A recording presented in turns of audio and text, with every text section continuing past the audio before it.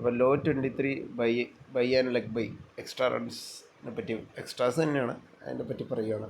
ഇത് ball delivered by the bowler not being a wide, ബോളറിന് wide അല്ലാത്ത പക്ഷം പാസ് സ്ട്രൈക്കർ കടന്ന് without touching his bat or person, അയാളുടെ മേത്തോ ഈസ് പേഴ്സൺ എന്ന് പറഞ്ഞാൽ ഞാൻ പലതവണ പറഞ്ഞിരുന്നു, അയാളുടെ ശരീരത്തിൽ വരുന്നത് എന്തും അതിൽപ്പെടും. അതൊന്നും ടച്ച് ചെയ്യാതെ ബാറ്റ് ടച്ച് ചെയ്യാതെ അത് പോവുകയും അതുകൂടാതെ റൺസ് കംപ്ലീറ്റ് ആവുകയും ചിലപ്പോൾ ബൗണ്ടറി വരെ പോകാം. ബൗണ്ടറി 11 വന്നാലും ഇതെല്ലാം എക്സ്ട്രാസ് ബൈസ് എന്നുള്ള ഇതിൽ പെട്ടു പോകും. ഇത് delivery is a no ball, the 1 run penalty first delivery shall be involve. അപ്പോൾ ബോൾ നോ ബോളാണെങ്കിൽ ആ 1 റൺ പ്ലസ് അത് ബൈ അതും കൂടി അതിൻ്റെ അകത്തേക്ക് പോകും.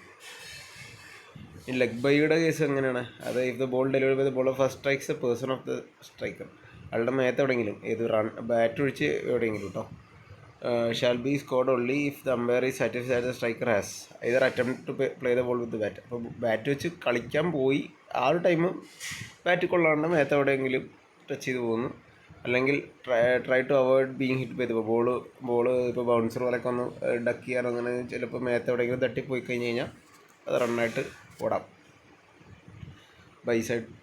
ലെഗ് ബൈസായിട്ട് പോകുന്നത്. If the umpire is satisfied either of this conditions has been met run shall be scored as follows. അപ്പോൾ നമ്മൾ കണ്ടീഷൻ മെറ്റാണെങ്കിൽ റൺ ഇങ്ങനെ സ്കോർ ചെയ്യാം. If there is either no substitute contact with the striker's bat person, അതായത് മേത്ത് കൊണ്ടതിന് ശേഷം വേറെ ബാറ്റായിട്ട് ടച്ചിങ് ഇല്ല, and only in contact with striker's bat or person. Inadvertent contact എന്ന് പറഞ്ഞാൽ ഇപ്പോൾ പാഡിലൊക്കെ തട്ടി തെറിച്ച് പോണ വഴി ഏതെങ്കിലും ബാറ്റിലൊക്കെ തട്ടിപ്പോയാൽ അത് അമ്പയറിനെ ആദ്യം അത് മേത്ത് കൊണ്ടിട്ടാൽ പോണേന്നുള്ള ഇതിൽ കിട്ടിയാൽ ലെഗ് ബൈയിലേക്ക് പോകും. ഇനി runs complete batter or boundary 11 shall be credit to strike in the case of substituting contact with bat otherwise. Okay, മറ്റേ ചെറിയ തിരുത്തുണ്ട്. പിന്നെ ബാറ്റ് ടച്ച് ചെയ്ത് കഴിഞ്ഞ് കഴിഞ്ഞാൽ അത് ലെഗ് ബൈ എല്ലാം മറ്റേ ഇതായിട്ട് പോകും. ഏതാ നമ്മുടെ നോർമൽ ആളുടെ സ്ട്രൈക്കറിൻ്റെ റൺസിലേക്കായിട്ട് ക്രെഡിറ്റ് ആവും. If the striker wilfully makes a lawful contact lawfully striking the ball more than once ഒക്കെ പറഞ്ഞാൽ അത് വരുന്നുണ്ട് 84th ലോയിൽ. അപ്പോൾ ആ ടൈമിലുള്ള അതിൽ പറയുന്ന പോലെ അത് നമ്മുടെ സ്ട്രൈക്കറുടെ റണ്ണിലേക്ക് ക്രെഡിറ്റ് ആവും. അപ്പോൾ സ്ട്രൈക്കറിന് ക്രെഡിറ്റ് ആവാത്ത ഇത് ലെഗ് ബൈ ആണ് എന്ന് മനസ്സിലാക്കി കഴിഞ്ഞാൽ അത് ലെഗ് ബൈ എക്സ്ട്രാസിലേക്ക് പോകും. Additionally if the delivery is no ball the 1 run penalty for no ball shall be incurred. അപ്പോൾ ഇതിലെല്ലാത്തിനും നോ ബോൾ വന്നാൽ നോ ബോളായിട്ട് നിങ്ങൾ വൈഡല്ലോ, വൈഡ് എന്ന് പറഞ്ഞാൽ എവിടെ ടച്ച് ചെയ്തിട്ടില്ലല്ലോ. അപ്പോൾ അതല്ലാണ്ടുള്ള എക്സ്ട്രാ പിന്നെ നോ ബോളാണല്ലോ, അതാണ് അതിൻ്റെ അടുത്ത് പറയുന്നത്. വൈഡാണെങ്കിൽ അത് ഈ പറഞ്ഞ ലെഗ് ബൈയും വിളിക്കേണ്ട ആവശ്യം വരില്ലല്ലോ, ലെഗ് ബൈയും വിളിക്കേണ്ട ആവശ്യം വരില്ല. അത് വേറൊരു സെറ്റ് ഓഫ് ഒരു ടൈപ്പ് ബോളാണ്. അപ്പോൾ അല്ലാത്ത പക്ഷം ഇത് നോ ബോൾ ആവാനല്ലേ സാധ്യതയുള്ളൂ. മേത്ത് ടച്ച് ചെയ്ത് കഴിഞ്ഞാൽ ലെഗ് ബൈക്കുള്ള സ്കോപ്പ് ഉണ്ട്, പ്ലസ് നോ ബോൾ പറഞ്ഞാൽ അതിൻ്റെ റണ്ണുണ്ട്. ബൈ ആണെങ്കിൽ നോ ബോൾ എറിഞ്ഞു പ്ലസ് ബാറ്റ്സ്മാൻ്റെ എവിടെയാണ് ടച്ച് ചെയ്യാതെ പോകുന്നു, കീപ്പറിനെ അവരൊക്കെ ബീറ്റ് ചെയ്ത് പോകുന്നു. Leg bye is not to be avoid if the circumstances of 2.23 നേരത്തെ മുകളിൽ പറഞ്ഞത് the umpire consider that neither of the condition therein has been met the leg bye shall not be avoid. അതായത് ബാറ്റ്സ്മാൻ അടിക്കാനുള്ള intention കാണിച്ചിട്ടില്ല, വെറുതെ just മനഃപൂർവ്വം കാല് മാത്രം കയറ്റി വെച്ച് കളിക്കാൻ മീൻസ് കാല് കൊണ്ട് തടയാനുള്ളൊരു ഉദ്ദേശമോ അല്ലെങ്കിൽ ഇപ്പോൾ ഒരു ബോൾ കൊള്ളാണ്ട് പ്രൊട്ടക്റ്റ് ചെയ്യാനുള്ള ഉദ്ദേശം ഉണ്ടായിരുന്നില്ല, എന്നിട്ടും എവിടെയെങ്കിലും ടച്ച് ചെയ്ത് പോയി കഴിഞ്ഞാൽ അത് റൺസായിട്ട് കൂട്ടില്ല. അതാണ് നേരത്തെ പറഞ്ഞത്. ഈ പറഞ്ഞ either attempt to play the ball with bat അല്ലെങ്കിൽ try to avoid being hit by the ball. ഈ രണ്ട് കണ്ടീഷൻ ഇല്ലാത്ത പക്ഷം അത് ഒരിക്കലും ലെഗ് ബൈ കൊടുക്കില്ല. ഇത് ball does not become dead for any other reason the umpire shall call and signal dead ball as soon as the ball reaches boundary or at the completion of first run. അപ്പോൾ ഇത് ഞാൻ വേറൊരു കേസിൽ പറഞ്ഞിരുന്നു, റണ്ണൗട്ടിൻ്റെയൊക്കെ ഒരു സാധ്യത ഞാൻ പറഞ്ഞിരുന്നു. അതായത് ഇപ്പോൾ ജസ്റ്റ് ഈ ടെസ്റ്റ് മാച്ചുകളിലൊക്കെ ബോൾ ഇപ്പോൾ ഭയങ്കരമായിട്ട് ലെഗ് സ്റ്റം ഏരിയ എറിഞ്ഞിട്ട് ഇപ്പോൾ ഷെയ്ൻ വാർണിൻ്റെ പോലെയൊക്കെ എറിയുന്ന ആ സമയത്ത് അതിനെ പ്രതിരോധിക്കാൻ വേണ്ടി കാല് കയറ്റി വെച്ച് പാഡ് ചെയ്ത് കൊടുക്കാറുണ്ട്. അപ്പോൾ ആ പാഡ് ചെയ്തതിന് ശേഷം അത് നമ്മൾ ഡെലിബറേറ്റ്ലി പാഡ് തന്നെ കൊള്ളിക്കാൻ വേണ്ടിയാണ് ചെയ്യുന്നത്. അപ്പോൾ അങ്ങനെ ചെയ്തതിന് ശേഷം നമുക്ക് റൺ ഓടാൻ പറ്റില്ല. സപ്പോസ് ബാറ്റ്സ്മാൻ അങ്ങനെ റൺ ഓടുകയാണെങ്കിൽ അല്ലെങ്കിൽ ആ പാഡ് ചെയ്ത് തട്ടിയിട്ട് അത് പോയി ബൗണ്ടറിയിലേക്ക് പോവുകയാണെങ്കിൽ ബോൾ ഉടനെ ഡെഡ് വിളിക്കും. അതായത് ആ ബോൾ പോകുന്ന ആ ട്രാവലിംഗ് ടൈം ഡെഡ് വിളിക്കും. കുറച്ച് ഡിലേ ചെയ്യും. കാരണം എന്താണെന്ന് വെച്ചാൽ ഇപ്പോൾ ഇവർ ഓടുകയാണെങ്കിൽ ആ ടൈമിൽ റൺ ഔട്ട് ചാൻസ് ഉണ്ടല്ലോ.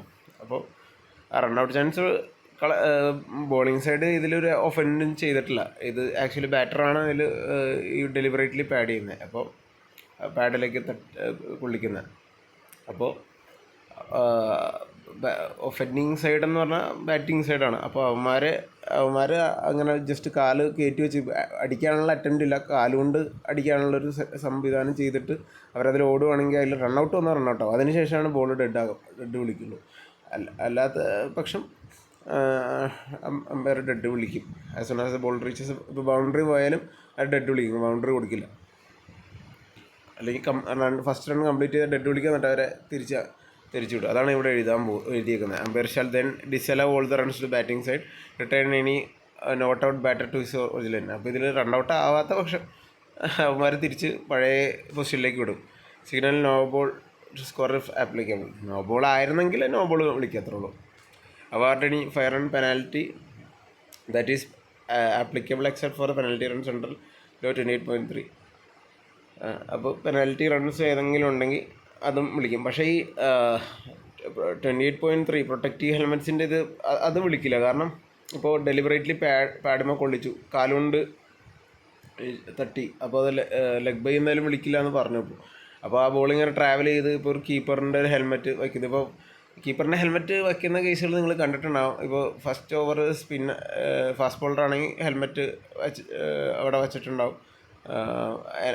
ഹെൽമെറ്റ് ജസ്റ്റ് മറ്റേ നമ്മുടെ കീപ്പറിൻ്റെയൊക്കെ സൈഡ് അടുത്തായിട്ട് ഇങ്ങനെ അല്ലെങ്കിൽ ബാക്കിലായിട്ട് വെച്ചിട്ടുണ്ടാവും. അപ്പോൾ എങ്ങാനും ആ ബോൾ അവിടെ പോയി തട്ടുന്ന കേസാണ് ഈ പറയുന്നത്. ഇപ്പോൾ സ്പിന്നർ ഫാസ്റ്റ് ബോളർ മാറി എറിയും. അപ്പോൾ സ്പിന്നറിൻ്റെ ആ ടൈമിൽ നമ്മൾ അപ് ടു കീപ്പർ നിൽക്കുന്നതുകൊണ്ട് പുള്ളി ഹെൽമെറ്റ് ഇട്ട് നിൽക്കും, ഫാസ്റ്റ് ബോളറിൻ്റെ ഹെൽമെറ്റ് ഇട്ട് നിൽക്കില്ല, ദൂരെയായി നിൽക്കണതുകൊണ്ട്.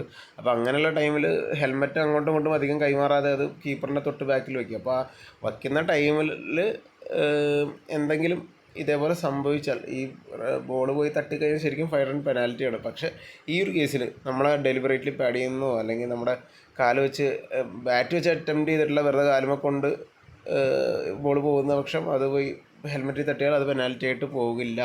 അല്ലാണ്ട് വേറെ എന്തെങ്കിലും ചില ഒഫൻസുകളുടെ കേസുകളിൽ അത് നമ്മൾ വരുന്നുണ്ട്.